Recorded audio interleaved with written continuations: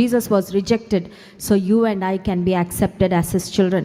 ఆయన బిడ్డలుగా, ఆయన ప్రియ జనులుగా, ఆయన మనల్ని స్వీకరించడానికి ఆయన తృణీకరించబడిన వాడుగా ఆయన సిలువలో మరణించాడు అనే విషయాన్ని మనం ధ్యానం చేసుకుందాం.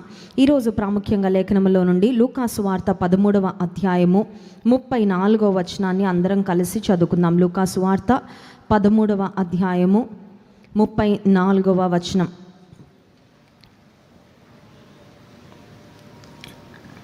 యెరూషలేమా యెరూషలేమా, ప్రవక్తలను చంపుచు నీ యొద్దకు పంపబడిన వారిని రాళ్లతో కొట్టుచు ఉన్నదానా, కోడి తన పిల్లలను తన రెక్కల క్రింద ఎలాగూ చేర్చుకొనునో అలాగే ఎన్నో మార్లు నేను నీ పిల్లలను చేర్చుకొనవలనని యుంటిని, కానీ మీరొల్లక పోతిరి.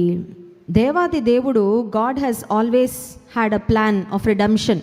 రక్షణ ప్రణాళిక, విమోచన ప్రణాళిక నిత్యము దేవాతి దేవుడు తన ప్రజల ఎడల కలిగి ఉన్నప్పటికీ మానవులంగా మనమే దేవాది దేవుని తృణీకరిస్తూ ఆయన రక్షణ ప్రణాళికను తృణీకరిస్తూ నిన్నటి దినాన తృణీకరించబడిన వాడు, తృణీకారానికి సిలువ ఒక సూచనగా ఉంది అని మనం ధ్యానం చేసుకున్నాం. అయితే ఆఖరిలో మనము తృణీకరించబడవలసినది, కానీ మనల్ని అంగీకరించి ఆయన తృణీకరించబడ్డాడు అనే ఒక మాటను కూడా ధ్యానం చేసుకుందాం కదా. దానికి ఇంకొక మాట నేను యాడ్ చేయాలని ఆశిస్తున్నాను.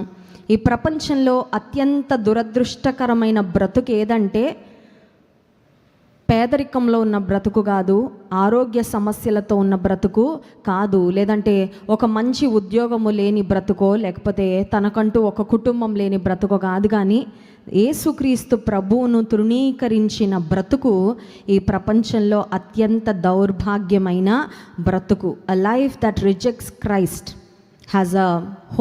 Is a hopeless life and it will definitely have a hopeless end.